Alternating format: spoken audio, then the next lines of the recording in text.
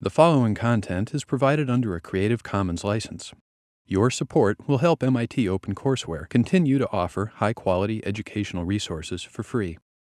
To make a donation or view additional materials from hundreds of MIT courses, visit MIT OpenCourseware at ocw.mit.edu.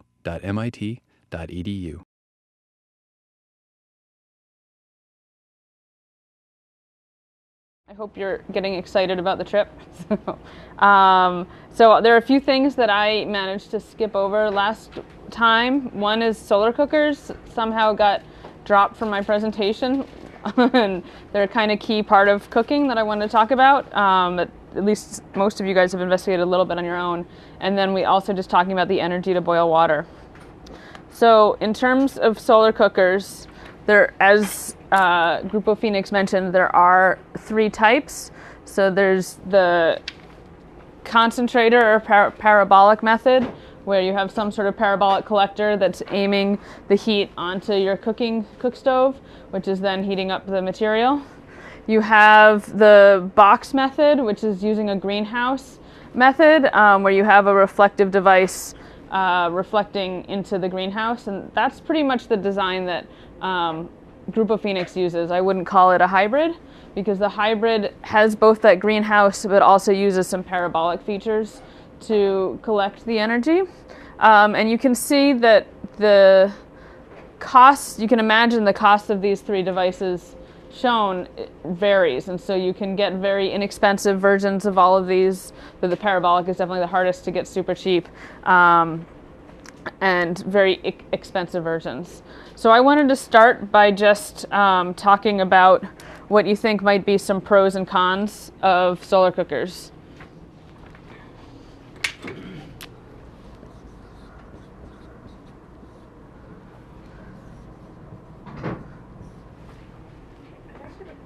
Yeah. Is the reflective material that they use, what is it? Like what are they is it just sheet metal or like aluminum foil? So sheet metal is pretty, yeah, it's hard to get a really good reflection off of it. So I think I've seen some that are like basically mirrors. So is I think what that is. This is like a plastic that's super shiny that's just laminated onto the cardboard. So a whole range from expensive to non. I have a question. So the one that is the concentrator, what is it concentrating towards? The box or towards? No, so this is an open pan. So it's just concentrating it on the pan. So this is the difference. The concentrator is just shining a strong ray of heat onto something. Mostly they're just thermal, not electrical. Solar cookers are very rarely electrical. I've never seen. One of the considerations that we're talking about was like having a bigger panel, maybe for each house or for the community, where you can charge the cell phone and you can also cook. But then that would have like we're thinking about like the panel outside on the roof, collecting the rays, collecting the like solar energy, transferring it into like electrical energy, and getting it to the solar cooker and the solar. So I think that would be a really good estimation exercise to figure out what it takes to make a solar cooker that's an electrical solar cooker. Because do you remember how many watts a typical stove or oven is? A lot. Yeah, and so like a typical like burner is 1,000 to 1,500 watts. A typical oven is 3,000 watts. So we're talking really different scopes in terms of what a cell phone charger is and what cooking needs to be, and so that's a high barrier to entry. So you need to look into the viability of that. Okay, so can we make a list of what you think are the bonuses of solar cookers and what are some of the drawbacks, Benji? It's free after you buy it. Yeah, so it's free energy. Zero emissions. Yeah.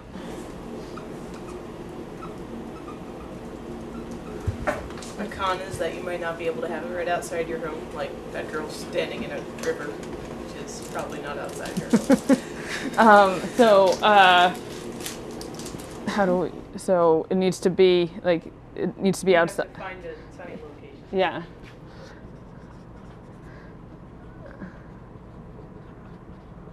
But it's dependent on weather and time of day.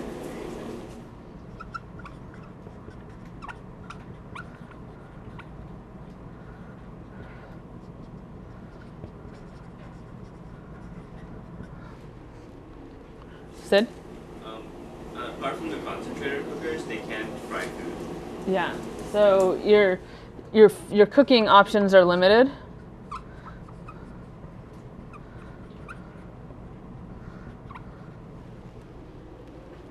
So yeah, you can absolutely fry food with the concentrator, but it can be hard to get a low heat if you want a low heat in a concentrator. Carter. Excuse me? Portability. Portability? Seatbelt frozen. Yeah, so I'll put that in the middle.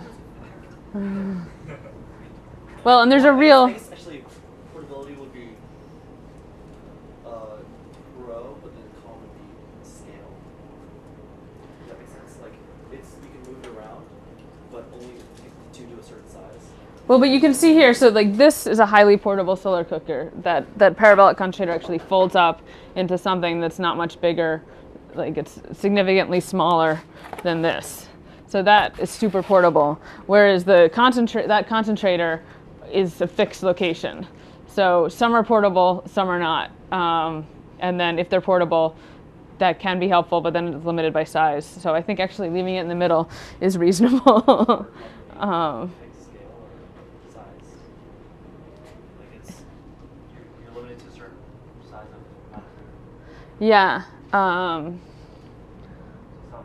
I don't know if that is any more true than it is for any stove.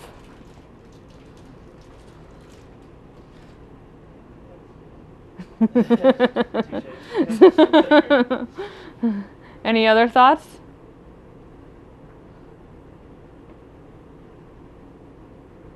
Yeah, let me see. Well, obviously, along with your emissions, you have the benefit of like improved health conditions. Yeah, so no emissions, which yields better health.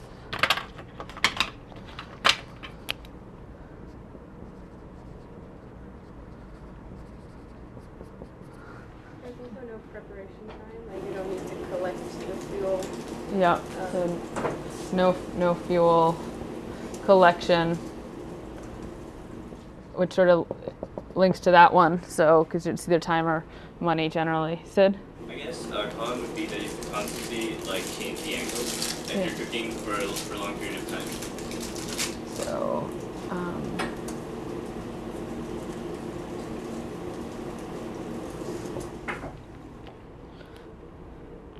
okay, yeah, Benji. For fires, you can use the lights around it also. It just doesn't necessarily have that added benefit. So if someone, if someone were to have, I don't know, just sort of, I mean, you're not using any energy anyways, so it's not like you're wasting it. Yep. So, because people do use their fires for heating, for mosquito control, for light sometimes. Yeah. Okay, super. So I think that's a pretty good list. To give you some background, solar cookers were invented in the mid 1700s. So they've been around for a really long time. And I think that is an indicator of how this is a great technology in some cases, but isn't ever going to be the killer app that solves the world's cooking challenges. Because one would think if they've been around since the 1700s, that the refinement that takes it to killer app would have been developed already. But the cons of it, weather dependent, it's time dependent, you need to be in a sunny location, you need to be outside, are all really huge. So some of the challenges with the concentrators are the glare and just how hot it is. So it's kind of hard to see because the quality of the picture has gone down going through the projector, but this woman is sort of grimacing because it's so bright that it's actually hard to to deal with, and it's also very hot where it is. Yeah. Yeah. So the concentrators in particular are dangerous, and so people are really concerned, especially with kids. It's you getting not permanently but temporarily blinded or burned. There's also issues that you can imagine how easy that would be. Voila. So I have a really quick question for all of you. Anyone wearing shoes with laces? Can you please stand up?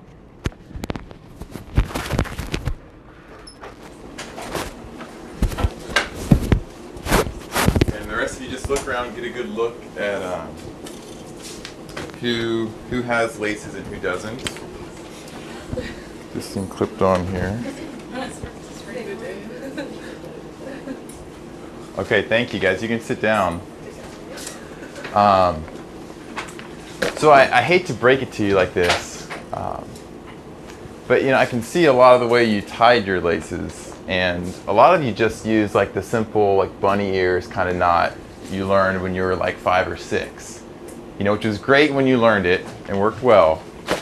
But honestly, now it's kind of a dumb knot to use. I know you've been using it your whole life, but I can stand up here and tell you that because so I'm a graduate student here in mechanical engineering, which, if you haven't heard, is probably the best mechanical engineering department in the world. So I've learned all about design and like good designs and bad designs, and these bunny ear knots are pretty bad designs. And if you want, we could sit here and analyze the stresses in them and kind of where are the equilibrium points and why does it stay tied and why does it always come untied. But the summary of all that is just it's a bad knot and you guys should learn a new one. But thankfully, I'm here and I'm going to go through and teach you how to tie a better knot. Okay, so I'm going to kind of step out of that character and ask you just real quickly to share kind of thoughts or feelings of that experience and kind of what I said or what I did that made you think or feel the way you are now. I don't actually use the bunny ear. Okay, so that works. Anyone else? Yeah, he whispered to me, he's like, I should have my shoes tied. In the back. You pointed out the people who were doing it wrong, which might make them feel bad, though I don't think people here actually feel too bad about the way they tie their shoes. Yeah. Go ahead. Say again? How have you been? Dude, I've been well.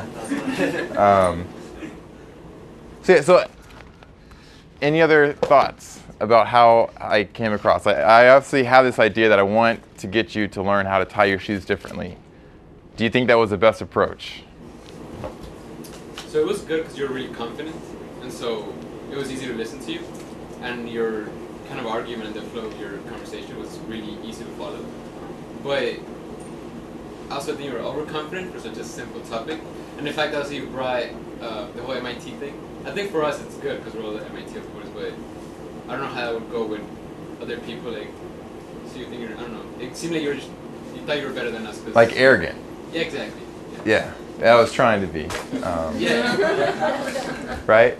I mean, I assumed there's a problem, right? I assumed that you're not happy with the way you're tying your shoes, right? And I said, oh, this other better way. And like you said, I ostracized someone who tied their shoes differently. I didn't introduce myself at all. I just kind of barged in here and said, hey, let me tell you about this, right? Just the personal connection is a pretty important thing when you're working with people. Also, I didn't really ask any information from you other than, could you stand up if you have shoes that tie with laces, right? There was no other exchange of information, right? And so if I'm coming in here and I'm trying to help you with what I assume is a problem, it's good to interact and get some kind of information from you guys. And also, I kind of imposed my value of keeping shoes tied for a long time over what might be a value of ease to tie your shoe or ease to untie your shoe or just familiarity or the way the knot looks. You like the way it looks, so you're going to tie the bunny ears over some other knot. Right? So I kind of just assumed all these things and just put them on you and said, hey, here's a better way of doing it. So I wanted to use it as a simple illustration of some circumstances you might find yourself in going to Nicaragua soon, when you're working with people there on the projects that you've been working on so far, where you're going into an entirely different culture, right? Working in communities where you really don't know how everything works. And it'd be really easy to come across in these same kinds of ways. So I wanted to just take a minute, if we can, to divide up into the teams, right? You guys have been working in teams, and just talk about how you might approach a situation where you show up to a community, you have a community partner, and you have the project that you've been working on all term. And I guess how would you go about approaching the situation where you just show up, you get out of the van or you get off the back of the truck, and you're, all right, you show up, what do you do? How do you approach the leaders that you interact with, or just the people there? And so I remember last year we had about 4 teams or so. Okay, so 3 teams. That actually works perfectly. And right before we do this, I'll introduce myself a little more. I'm Steve Ray. I know some of you. I'm a PhD student in mechanical engineering here and helped out with D-Lab Energy last year. But in order to graduate, I need to spend a little more time on my dissertation this year, so I couldn't help out more than this. But yeah, that's it. I went to Nicaragua last year, and it was a great time. So you guys should be pumped. You leave like Friday or Saturday? Sunday? Okay, cool. Okay, so let's just break up, and then we can quickly talk about it, and the 3 of us will kind of just help facilitate and help you guys think about how you could kind of approach this in a positive way. I just want to mention that the shoe tying, I think, is very comparable to cooking. So you guys have been shoeing tying your shoes since kindergarten-ish, and most people have been in the kitchen since before they could walk, and cooking, from 7 or 8 years old. And so coming in and saying you're cooking wrong, which is somewhat what some of us are saying, hopefully not using those terms, but fundamentally suggesting changes is comparable. That like, it sounds ludicrous, and what are you talking about at the same level? Yeah, and sometimes if there's like something that's relatively new, you might not even be aware of the problems with it because you've just been doing it the same way the whole time. So if you observe something and you ask them, do you have any problems with this or things you can improve, and they say, not really, like it works pretty well. And if you see things that you think could be improved, you could ask them, well, what do you think about decreasing the time for this to work by making this change, or something like that, where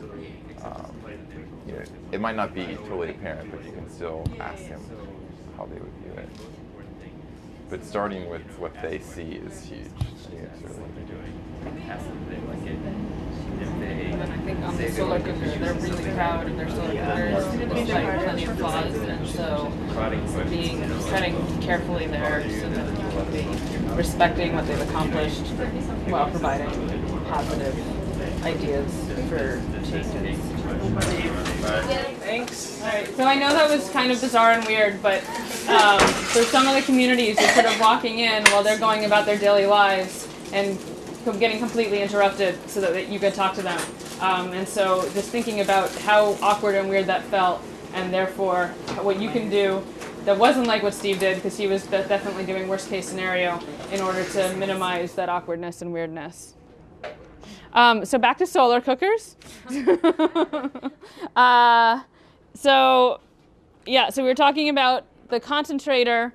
It can be so hot as to be dangerous, especially for kids, but really for everyone.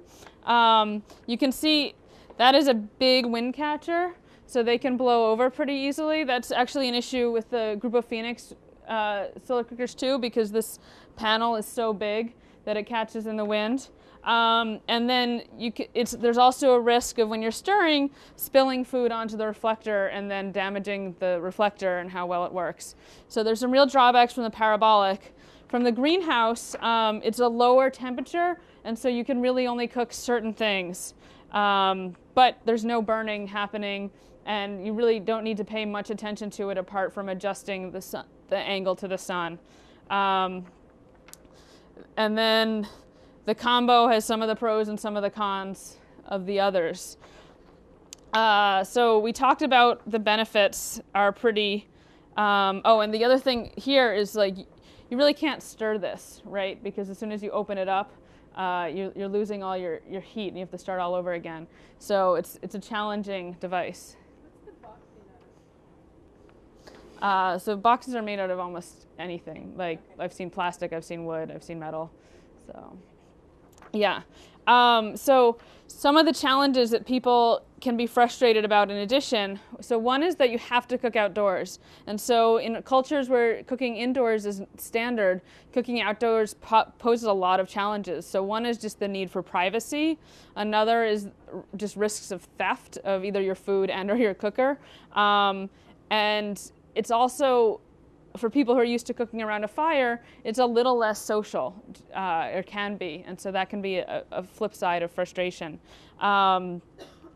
The super affordable ones, like this one, is made out of cardboard, and so they don't last very long because termites tend to eat them or other insects, but they're very inexpensive. And then they use a plastic bag just as your cover for your greenhouse, and again, very inexpensive but pretty short life.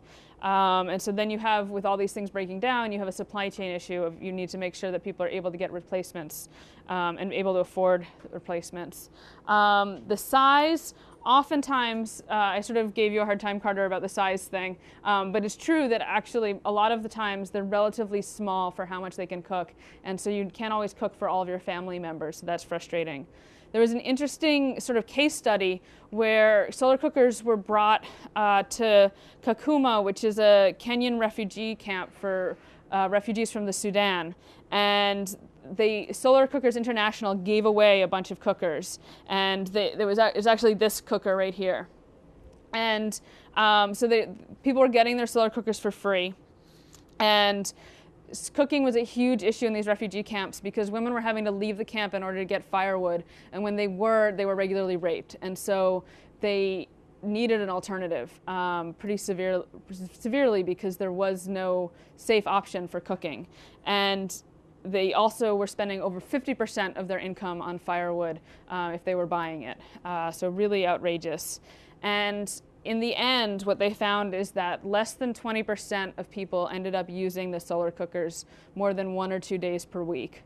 So that's a pretty low rate of usage for something when you're facing really severe costs either to your bodily well-being or your income that severe. So I think that speaks to the challenges of solar cooker adoption, that people don't love to use them. Was that just because they were not used to it, or were there any major kind of design flaws that made them useless? Or? Well, so people really don't like them. Like, these cookers work, but all of these real issues, like you can only cook for lunch, basically. You can't cook for breakfast, you can't cook for dinner, you can only cook certain types of foods, et cetera, make them a really limited value. So on the flip side at Kakuma is that there were a bunch of single men there who were separated from their families. So normally in the Sudan, I am talking about the Sudan, yeah. In the Sudan, if you're a single guy, your mom cooks for you, and it's not normal for men to cook at all. So either your wife or your mom is cooking for you. And so these single men were separated from their moms, so they didn't have anyone to cook with, and it was really socially inappropriate for them to cook with wood. And so they were actually the adopters who used the solar cookers because it was appropriate for them to use these because they're really not considered stoves the way firewood stove would be considered a stove. So that was the success story, was that when you needed a radically different option, it was relatively well adopted. So yeah, and the other aspect is that in this camp, there was a food scarcity also, which is unsurprising. And so asking people to experiment with how they cook when they don't know if they have enough food is a huge request of people. And so I think that's part of the reason for the lack of adoption, was that I'm not willing to try this wacky stove because what if I ruin my food? That means I don't eat today and I don't know when I'll be eating very much. So that was the summary of solar cookers. Are there any questions on solar cookers? I'm sorry I dropped that over the charcoal lecture, or stove lecture. That would have been the time to do it. I don't know how it got lost. Okay, so now we're finally going to talk about the trip a bit, sort of reverting back to what Steve was talking about. This lecture is a little bouncing around intentionally so that Steve could interrupt us. So the trip goals are, number one, to have some identified, well understood, and well documented projects, ideally highly relevant to DLab energy. However, if you find some that are not at all energy projects but seem like interesting projects, we can often take these projects and feed them into DLab design or other DLab classes. So if you learn about some others, feel free to document them. It's really helpful to DLab as a community to have those extra projects. And then we've talked about a few projects for you guys. There may be others that come up that are either ideal for you to work on this semester, and that's fine to change course like that, and or for you to, for future generations of DLab energy students to work on. So please document any projects you come across. And I will be getting you on Friday the sheet of how to document so that you have a good sense of what information you need to gather, but hopefully we're also getting that today. Second is to really understand the communities you're working in so you can do a good job of designing with and for them. What are their needs? What are their finances? What is their health, their education, culture, government, both less critically, though somewhat critically in terms of understanding when grids arrive, the formal government, also like the informal community government that exists. And along those lines, formal, informal leaders, lifestyles, work, etc. And then doing the charcoal trainings / creative capacity building as appropriate. So I want to talk a little bit about creative capacity building, which is a term that Amy Smith coined for the way that she hopes that all DLab groups can work. So I want to talk about what she did at a refugee camp in Uganda as an example. So this is a relief camp for refugees in Uganda. It looks kind of picturesque, but each one of those huts is about 10 or 12 feet in diameter and houses 20 people generally.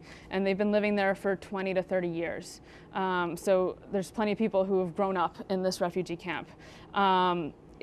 Their choice is to be there or to be completely unsafe if they're not in the refugee camp, either getting killed or getting enlisted into the army.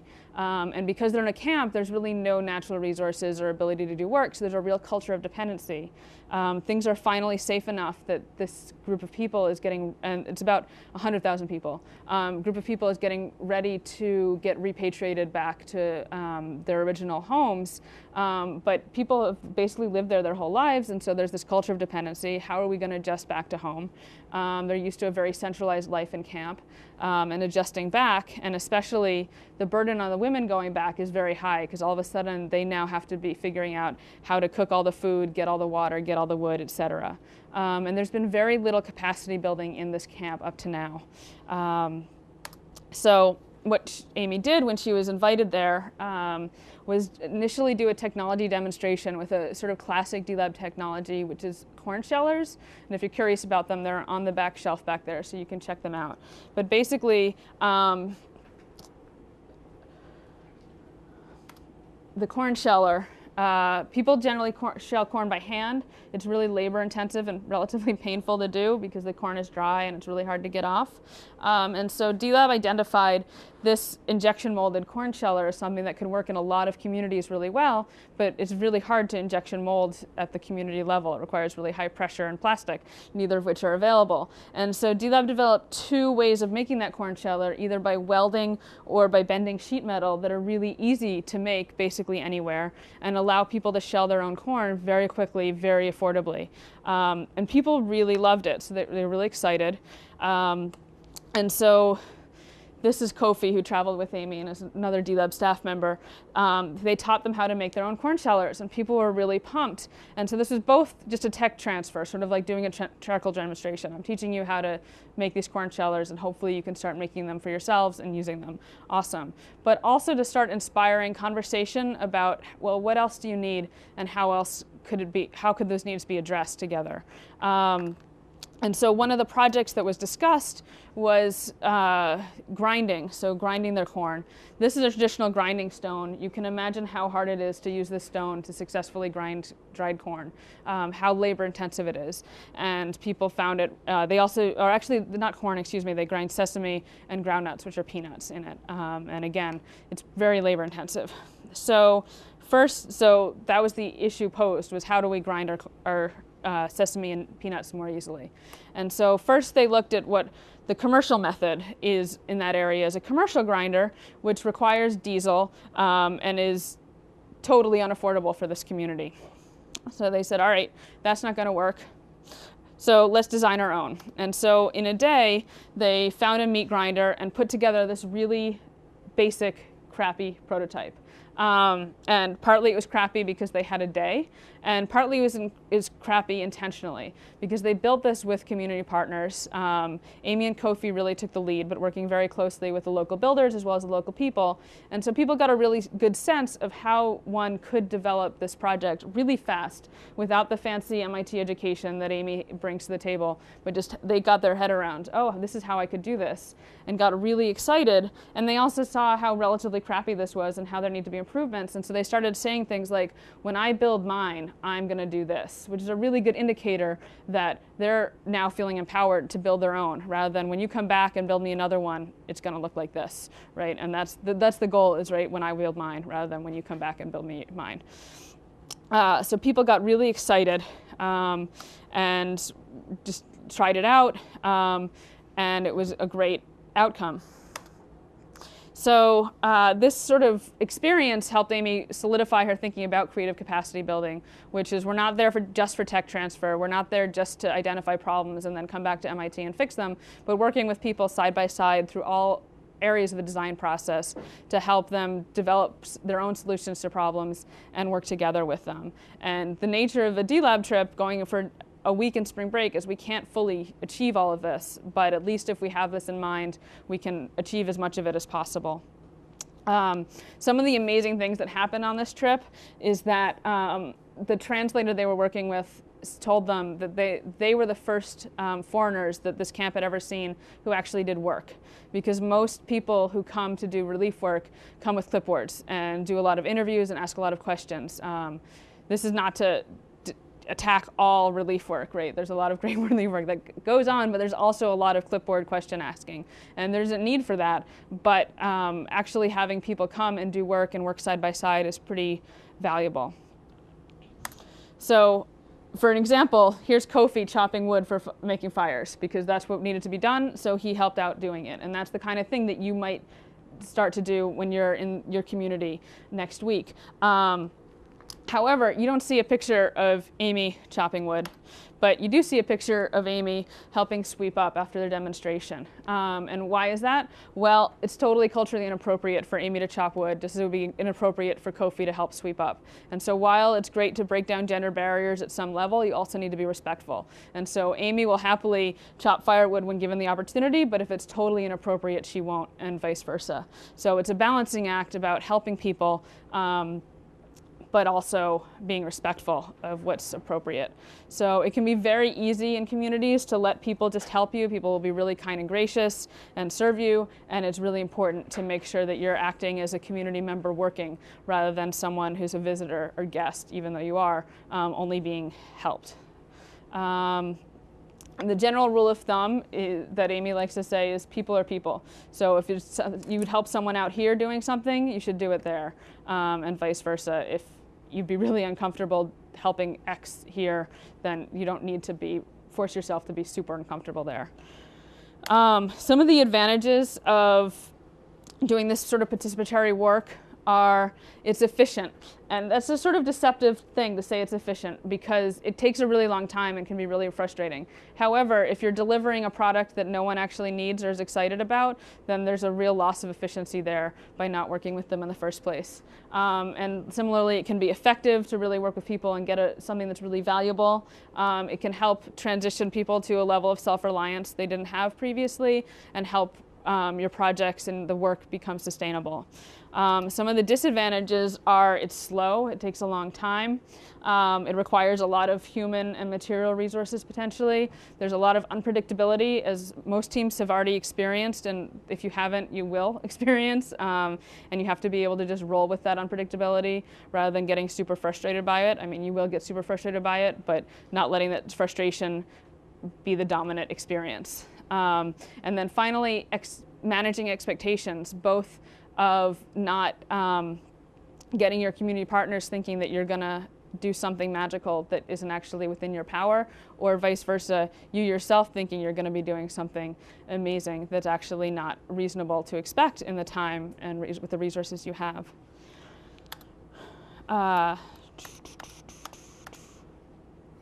So the typical design process is you're trying to go from a problem to solution, and you generally go through generating ideas, evaluating them, designing in more detail, actually building, testing, and evaluation. It's not actually this linear, of course, but that's the general idea. And so traditionally, you would involve communities just at the end. And that's obviously not ideal for all the reasons we've talked about. And so then hopefully you involve them in the beginning. And the idea of co-creation is that you're involving your community throughout all stages. And so one thing to talk about when you are there is, all right, I'm not going to be here for the next few weeks while I'm doing all these steps. How can I stay connected with you? What's the best way to be in contact with you so that you can involve your community partners as much as possible? Are there any questions about all that? Yeah. Do you mean like with the, like we have Lindsay, do you mean with the people there?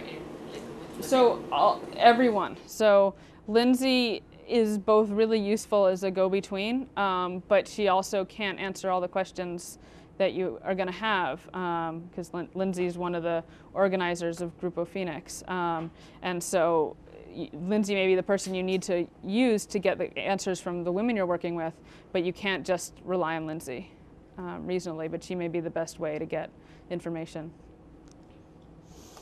So speaking of information, I want to talk a little bit about what the barriers are to getting good information and some of the methods. So what makes getting good information hard, and what would you do to get good information? And by information, I mean learning, is this solar cooker design actually a good idea? How often do you cook with the solar cooker, et cetera, et cetera? So, yeah.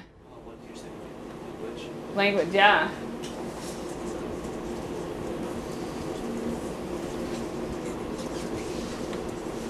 What else?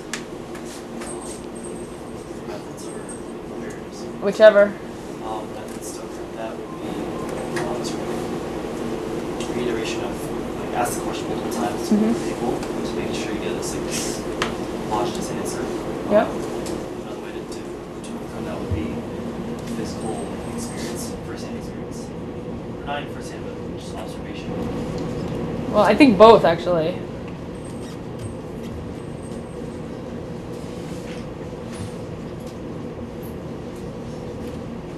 What else?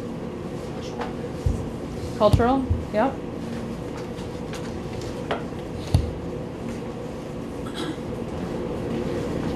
For methods, can we say that was talking to the team of bringing they bring in and sometimes actually allowing them to draw ideas as simple as they can be,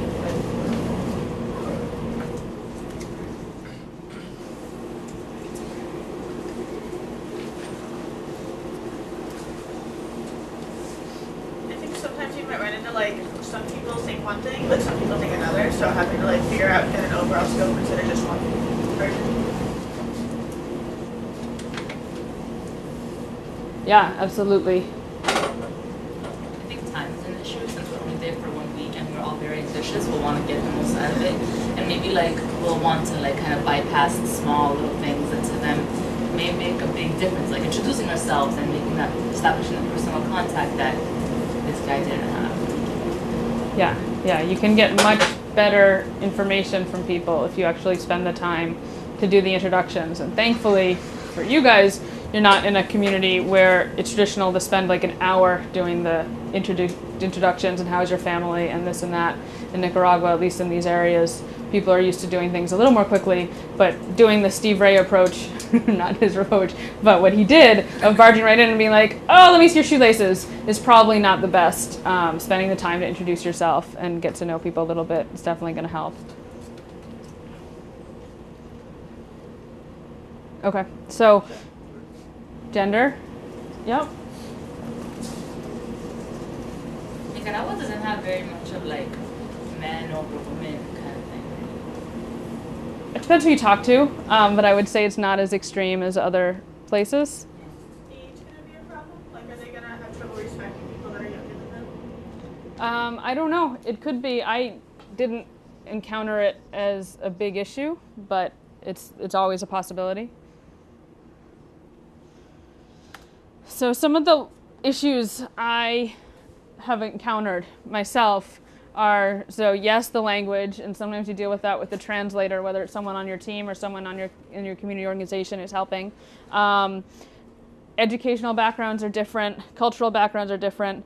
People tell you what you want to hear, what they think you want to hear, as opposed to what you actually want to hear. And you may be easily talking to the wrong person. So to get into those a little more, so language obviously is challenging. And when you use a translator, there's often times where you ask a question that takes you 2 minutes to say, and the translator asks a 1 second question, and then the person responds by talking for 3 minutes, and the translator says yes.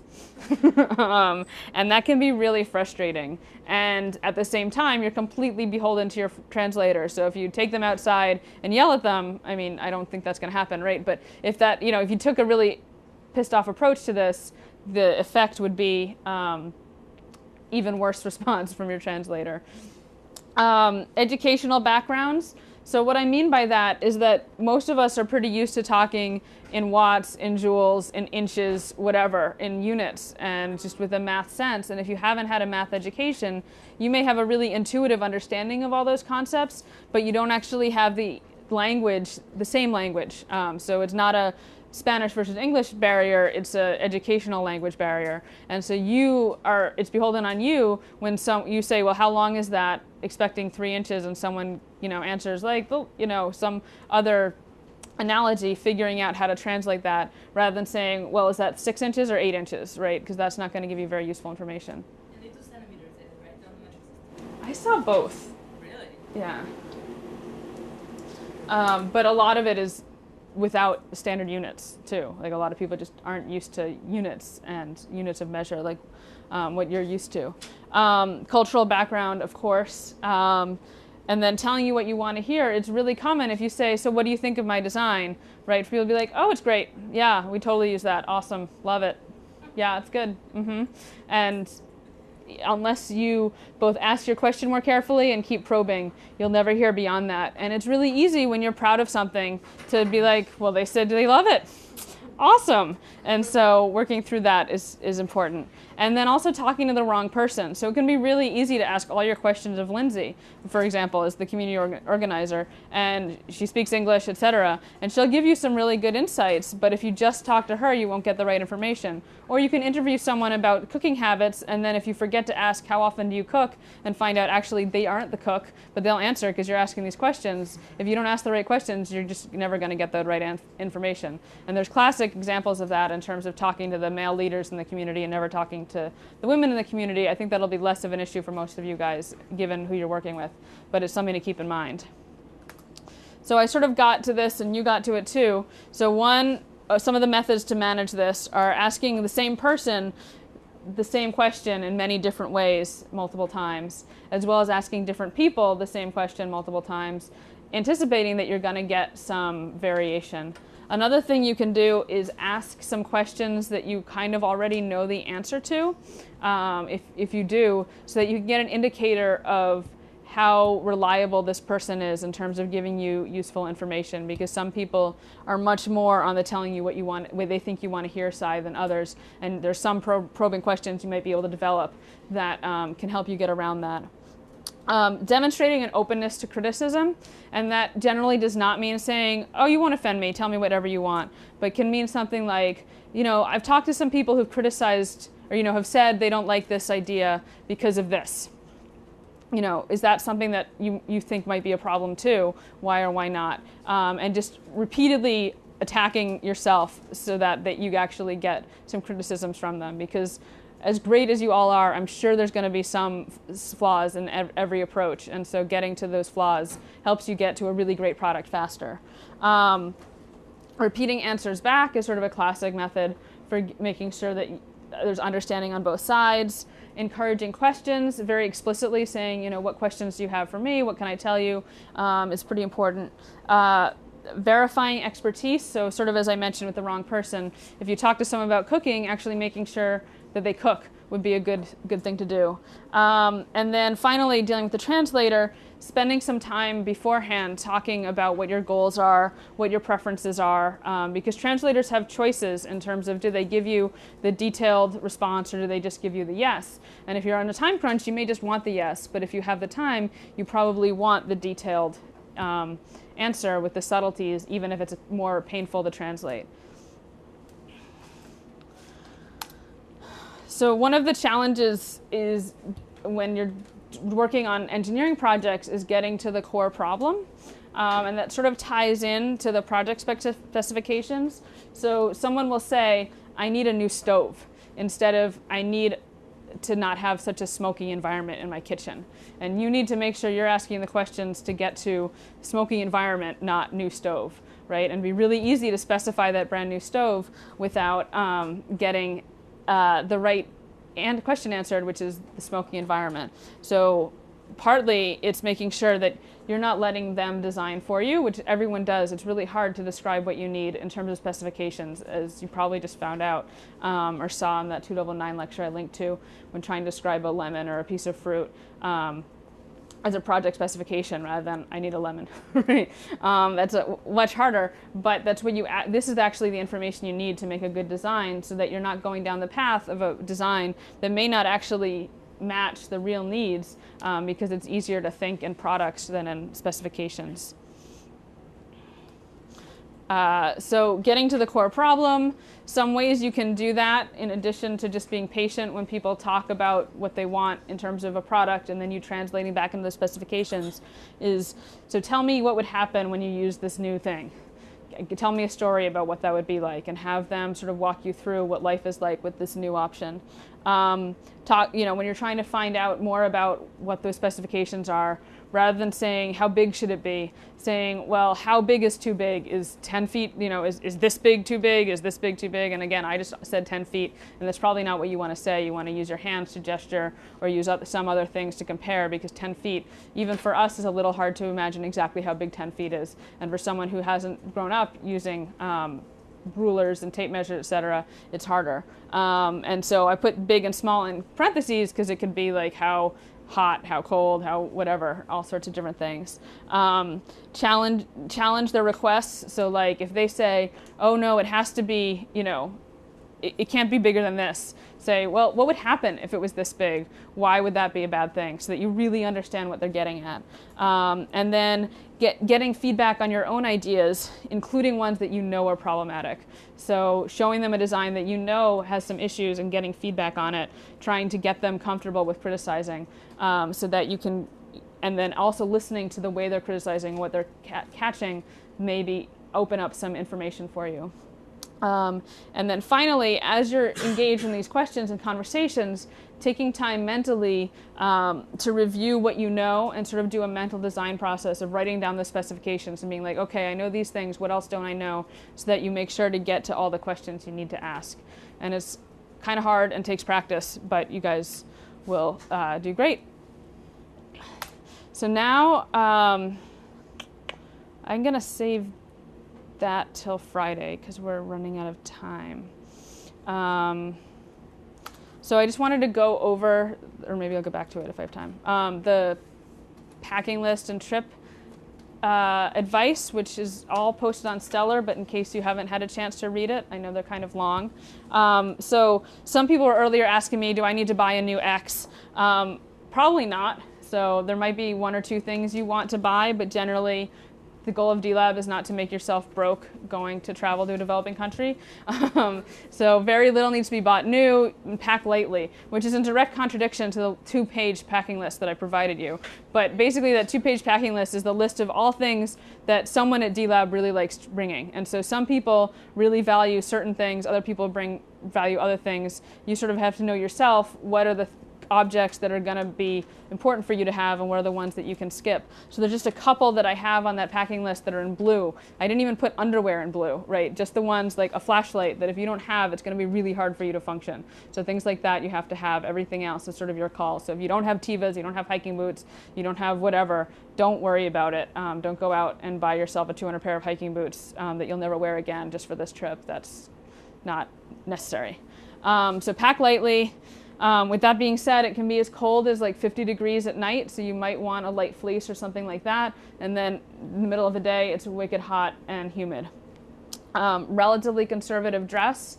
Again, for a lot of these things, I'm asking you to be more conservative than you may see most people being, not most, but many people in Nicaragua being, because again, we're representing MIT and D-Lab and the yada yada, and so we want to be respectful to the people who are on the conservative side in terms of dress, etc. Toiletries, so if you have any medications that you need to take, you should take twice as many as you need and keep them in 2 separate places so that if a bag gets stolen or lost, you have your meds. You definitely want to bring toilet paper or tissues or something like that you can use for toilet paper because not all places will have it. You won't be offered a towel, so if you want to have a towel for showering, which will be bucket showers, so taking a scoop of water from a bucket and pouring it on your head, you should bring one, but I would bring a small one because they're pretty bulky. You'll definitely want bug repellent and sunscreen. The sun is much stronger, and you will sunburn if you don't wear sunscreen if you're fair-skinned. Flashlight again is key, having a photocopy of your passport, bringing a notebook like I mentioned, and then nothing of value, so you shouldn't be wearing your brass rats. You could skip earrings or wear really small, subtle ones. Cameras, like a small junky point and shoot is fine, but a DLSR is not ideal. Again, you'll see some people in Nicaragua with DLSRs, but they're making the choice for themselves about having that and therefore bringing the potential crime associated with having a fancy device there, and it's not fair for you to make that call for your entire team on that camera. Yeah. What kind of risk are we talking about? Like mine is actually waterproof and shockproof, or is it theft? Theft. So even if we So do you have a point? Do you have a waterproof, shockproof DLSR? What's DLSR? There's like the big. No, not the Yeah, big yeah. one. It's So the so a hat. point and shoot, totally fine. Yeah, yeah. that's a So this is what point I'm and shoot. saying. Okay, I don't know So what like you mean. a camera that's this size is fine. A camera that's that size, not fine. Is what I'm saying. Ones that have like the switch-outable lenses is a DLSR, you know, fancy, nice camera. That's what I'm asking you not to take. Point and shoot, you should totally take. And then yeah, laptops. Your team probably shouldn't bring any laptops. If you need to, you should bring one, but definitely not more than that. Yeah. Do you recommend bringing more than one memory card for a camera? Yes, so I recommend bringing as much memory and battery charging capability as you can, both because you'll have limited access to electricity for battery charging, and then you may be taking a lot of pictures, and you may not have a laptop and be able to download them until you get home. I'm not sure why that's. There's more. Yeah. Cell phones. So the thing that's complicated is, so every trip leader will have a cell phone with them. So for emergencies, there's a way to call the States or a way to call within your country or whatever you need. I can't see why you'd need a cell phone.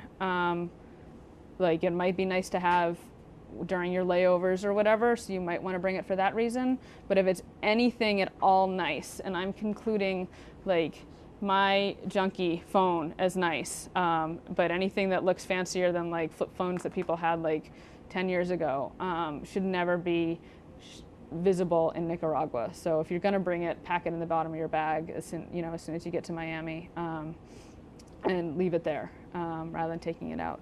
So, and again, like you'll see a few people with iPhones, but in Nicaragua, but they're taking a risk, and you shouldn't have yours out and about while you're there. But the one thing is that most of you are leaving super, super early on Sunday, so you do want to have your cell phone out that morning or that middle of the night just to make sure you're awake. I don't know, at 3 a.m., like I feel like most of you probably won't even sleep, right? Like I don't go to sleep if I have to leave at 3. But yeah, we want to make sure you get there. So one other thing you want to bring is gifts for your community partners. And so some criteria for what makes a good gift is one, that it's not extravagantly over the top expensive, because it can sort of set up the disparity between wealth can be more significant and make people feel uncomfortable. Also, you may well be on a budget, and I don't want you to go broke buying gifts for your family. Other things are, will they actually use it? Will this just become some piece of trash that adds trash to the community in places where they're relatively pristine and or not, but we don't want to be adding to the trash load, etc. So D-Lab has a few things that we buy that are branded as D-Lab objects that you can buy from D-Lab. So gifts are not something that D-Lab pays for. It's something that you pay for as a team or an individual because they're from you. And so it's up to you to decide how much, but I think something is appropriate. So sports bottles are $5. These hats are maybe $6 or $8. Hats, I think, are a pretty good gift because people can wear them and they like them, and a lot of people wear baseball caps. But don't bring them Red Sox caps because most of them like Yankees. And those are the only two teams that are basically known from what I saw. We also have these little flashlights.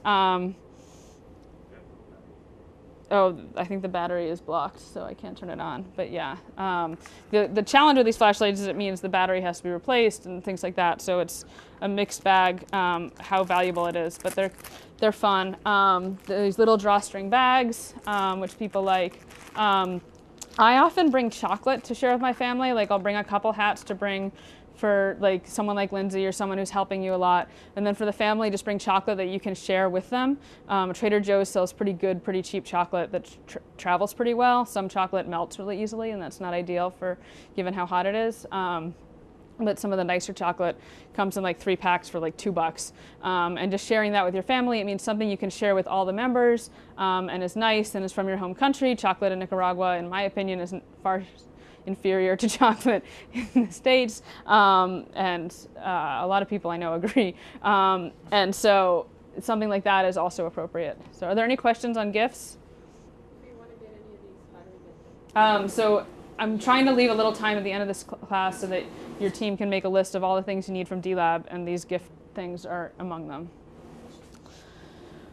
In terms of money that you might need, so you should bring your Charlie card because you'll probably be coming back on the T if not going there. There's an entry visa cost to get into Nicaragua of $10, and if you just have a $10 bill on you, it's nice to not have to deal with the customs agent making change. If you're bringing cash, so you may want some cash for food that's not already prepaid, which you guys will reimburse us for after the trip, or for gifts for yourself to bring home for yourself or family members at the airport. If not, while you're traveling, there'll be opportunities to do a little shopping. So you shouldn't bring anything bigger than a $20 bill, and smaller bills are nicer generally because it's hard for people to make change. But the bills should be in decent condition. If they're really ratty, people won't take them. And then if you expect to be needing to use your bank or credit card or debit card for either for general just getting money out of an ATM or for an emergency, you should call them to warn them that you're traveling so that if you do need it, you can, because usually they'll block any charges unless you told them ahead of time. Some tips. So you should assume that drinking water is unsafe, which means that any vegetables or fruits that aren't cooked are also unsafe because they were probably washed in that unsafe drinking water. Each team trip leader will have a water filter that you guys can use to filter your own water, which means you really do want to bring a water bottle so that you can have clean water in that water bottle. But this is definitely something to be cautious on so you stay healthy for the trip, because it's such a short trip that if you get sick for a few days, that's half your trip. Nothing expensive, at least in sight or brought. So, you know, like a brass rat or nice jewelry or watch or whatever, leave here. If you need to bring that cell phone so you have it while you're in the States, while you're traveling, just keep it hidden in your bag so that it's not being brought attention to at all. You should always be traveling in groups, ideally, but especially at night. There's going to be some cases where that'll be tricky, but do your best to be as safe as possible. as I mentioned, flexibility and patience are really great assets to have. So just sort of go in not expecting to be as efficient or effective as you necessarily hoped, and sort of expect that things are going to change at the last minute, and that'll help make the trip more fun rather than frustrating. And then managing expectations with the community partners. It's really easy for community partners to be like, when are you coming back? And you're so pumped and you're having such a great time. And you're like, I'll be back this summer. Like not thinking about, well, actually I have that internship at whoever and I'm not going to be back this summer. I may never be back. And so you don't want to make any promises that you can't keep. That's really important because that can ruin our relationship with our community partners. So just a reminder, a few of you still owe me at least some of these things, and so please get them to me today or tell me why you can't and what you're going to do if you haven't already. And so for the remainder of the class, I need to do micro interviews with everyone who's traveling. It's just a D-Lab thing that we do. We just talk one-on-one really briefly. You may want to revise your plan a little bit based on feedback from the presentations. You probably want to talk in your group about how much checked luggage you're having versus carry-on and who's carrying what for any bulky items you have. Things that you might need from D-Lab, I need you to tell me by the end of class today. So you might need tools, you might need cameras. We have some that we can lend. Mosquito nets, hammocks, other. It'd be nice if at least a few people have cameras so that you can get different angles of shots when you're all taking pictures together. And also, if one dies, you're not unable to take pictures because pictures are really important for the projects. And then anything else you might need. So, are there any questions about all that? Okay.